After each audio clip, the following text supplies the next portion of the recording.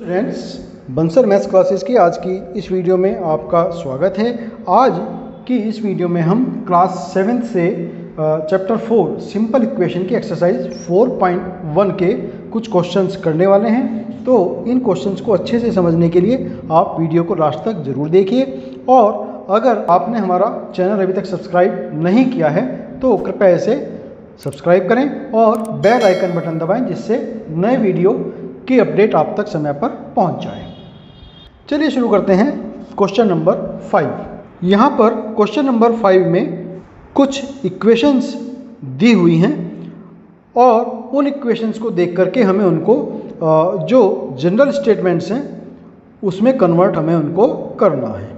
जैसे कि फर्स्ट है p + 4 = 15।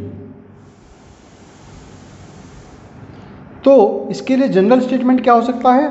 एक सामान्य कथन के रूप में अगर हमें इसे लिखना है तो वो क्या हो सकता है कि किसी संख्या p में 4 जोड़ने पर 15 प्राप्त होता है। ये इसका जनरल स्टेटमेंट हो जाएगा। तो लिखेंगे इसको हम, किसी संख्या p में 4 जोड़ने पर हमें 15 प्राप्त होता है। ये हो गया इसके लिए जनरल स्टेटमेंट। फिर सेकंड इक्वेशन है m - 7 = 3। तो इसके लिए हो सकता है किसी संख्या से 7 घटाने पर 3 प्राप्त होता है। या इसको हम ऐसे लिख सकते हैं कि, चलिए लिखते हैं, किसी संख्या m से 7 घटाने पर 3 प्राप्त होता है। 7 subtracted from m is equal to 3. Third, 2m = 7। तो इसके लिए कथन हो जाएगा, स्टेटमेंट हो जाएगा, किसी संख्या का दोगुना,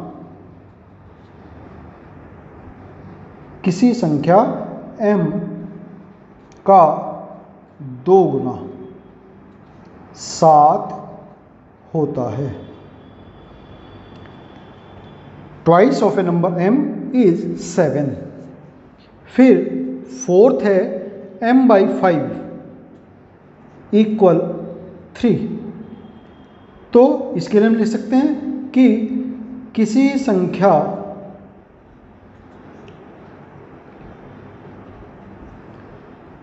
m का 5वां भाग 3 है। The 1/5 of a number m is 3। फिर फिफ्थ पार्ट है इसमें 3m/5 = 6। से लिखेंगे, किसी संख्या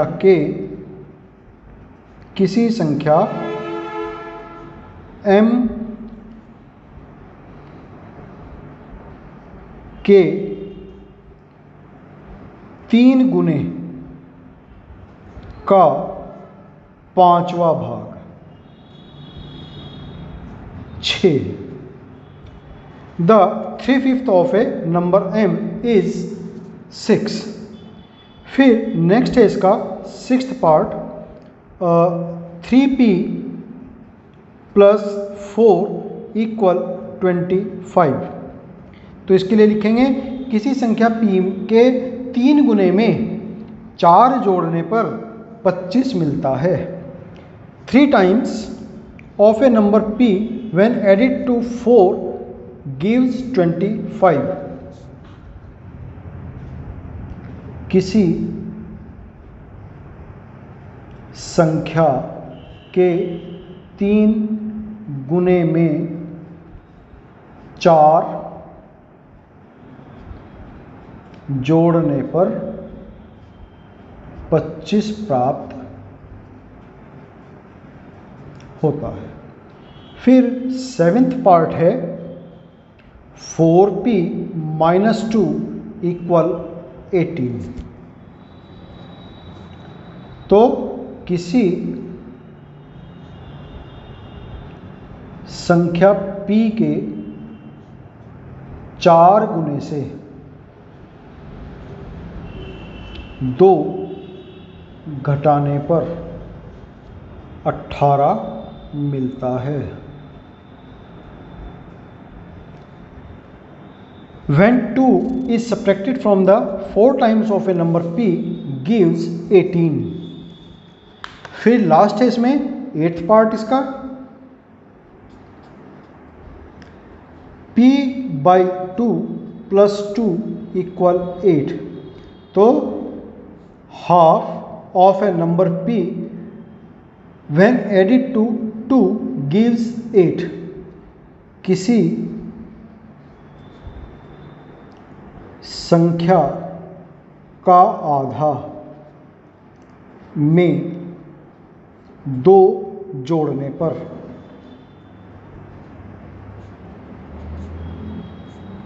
8 मिलता है। तो ये क्वेश्चन नंबर 5 हमारा यहाँ कंप्लीट हुआ। नेक्स्ट है क्वेश्चन नंबर 6। यहाँ पर हमें कुछ स्टोरीज दी हुई हैं और उन स्टोरीज के बेस पर हमें इक्वेशन यहाँ बनानी है। तो क्वेश्चन नंबर 6 में फर्स्ट पार्ट है, इरफान कहता है उसके पास परमीत के पास जितने कंचे हैं उनके 5 गुने से 7 अधिक कंचे हैं। मतलब इरफान के पास जो कंचे हैं वो परमीत के पास जितने हैं उसके 5 गुने से 7 ज़्यादा हैं। इरफान के पास 37 कंचे हैं। तो इसके लिए हमें यहाँ पर इक्वेशन लिखनी है और ये भी कहा है कि परमीत के कंचों की संख्या को m लीजिए। Irfan says that he has 7 marbles more than 5 times the marbles Parmeet has. Irfan has 37 marbles। तो माना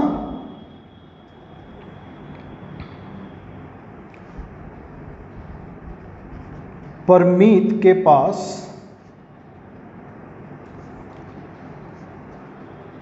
कंचों की संख्या m कहा है कि m लेनी है हमें, तो m हमने ले ली। Let the Parmeet has number of marbles equal m। तो 5 टाइम्स 5 गुना परमीत के पास जितने कंचे हैं 5 गुना परमीत के कंचों की संख्या प्लस कितने ज़्यादा हैं 7 ज़्यादा हैं इससे, इक्वल किसके हो जाएगा जितने इरफान के पास हैं उसके। तो बराबर होगा इरफान के कंचों की संख्या। तो 5 गुना परमीत के पास m है प्लस 7 और इरफान के पास कितने हैं 37। तो इक्वेशन हमें मिलती है यहाँ पर 5m प्लस 7 इक्वल 37। तो ये हमें यहाँ पर इक्वेशन मिल जाती है। फिर सेकंड है, लक्ष्मी के पिता की आयु 49 वर्ष है। उनकी आयु लड़की की आयु के, लड़की यानी कि कौन है लक्ष्मी, लड़की की आयु के 3 गुने से 4 अधिक है। तो इसके लिए हमें इक्वेशन बनानी है और यहाँ लक्ष्मी की आयु y वर्ष लेनी है। लक्ष्मी's father is 9 years old. He is 4 years older than 3 times the Lakshmi's age. तो माना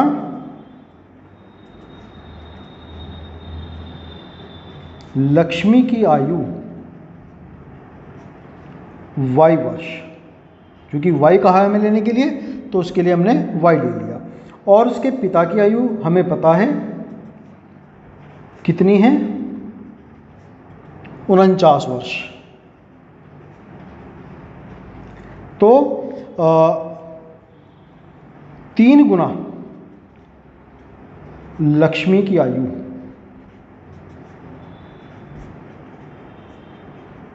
से कितना ज़्यादा है,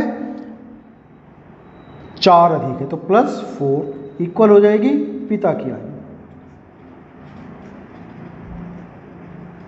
तो लक्ष्मी की आयु हमने y ली है, तो 3 × y + 4 = 49। ये इक्वेशन हमें इस कंडीशन के लिए मिल जाती है। तो ये हुआ इसका पार्ट सेकंड। नेक्स्ट है पार्ट नंबर 3। अध्यापिका बताती है कि उनकी कक्षा में एक विद्यार्थी द्वारा प्राप्त किए गए अधिकतम अंक प्राप्त किए गए न्यूनतम अंक का 2 गुना धन 7 है। तो प्राप्त किए गए अधिकतम अंक 87 हैं। तो इसके लिए हमें कंडीशन बतानी है और ये कहा है कि न्यूनतम प्राप्त किए गए अंकों को L लीजिए। The teacher tells the class that the highest marks obtained by a student in her class is twice the lowest marks +7. Highest score is 87. तो माना न्यूनतम अंक कितने कहे हैं उसने लेने के लिए, हमें L कहा है, और अधिकतम अंक बता रखे हैं हमें कितने हैं। अधिकतम अंक, जो अधिकतम प्राप्त अंक हैं 87 है। तो 2 गुना न्यूनतम अंक का 2 गुना +7, तो 2 टाइम्स ऑफ मिनिमम मार्क्स या लोएस्ट मार्क +7 इक्वल हाईएस्ट जो मार्क्स हैं वो अधिकतम अंक।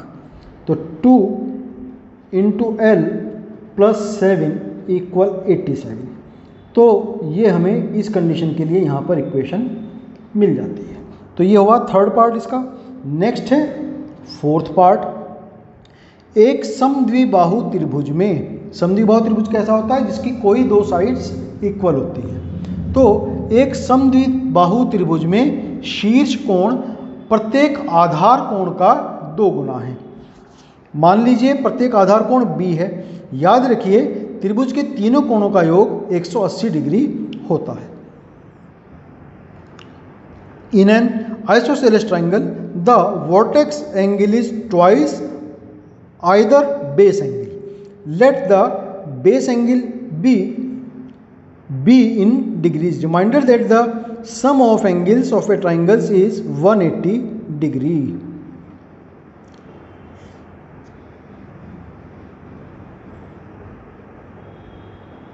तो यहां पर हम क्या करेंगे, जो आधार कोण उसने कहा B डिग्री लेना है, तो माना आधार कोण बराबर B। क्या कहा उसने, शीर्ष कोण बराबर है 2 गुना जो आधार कोण है, 2 गुना आधार कोण।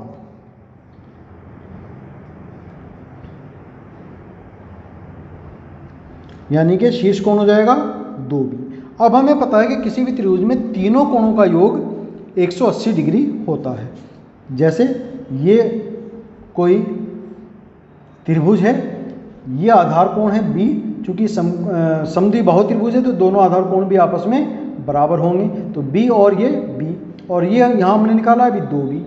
तो इन तीनों कोणों का योग, तो 2B + B + B इक्वल होगा 180 degree. Means 2, 3 and 4, 4B = 180 degree. ये इस कंडीशन के लिए इक्वेशन हमें मिल जाती है।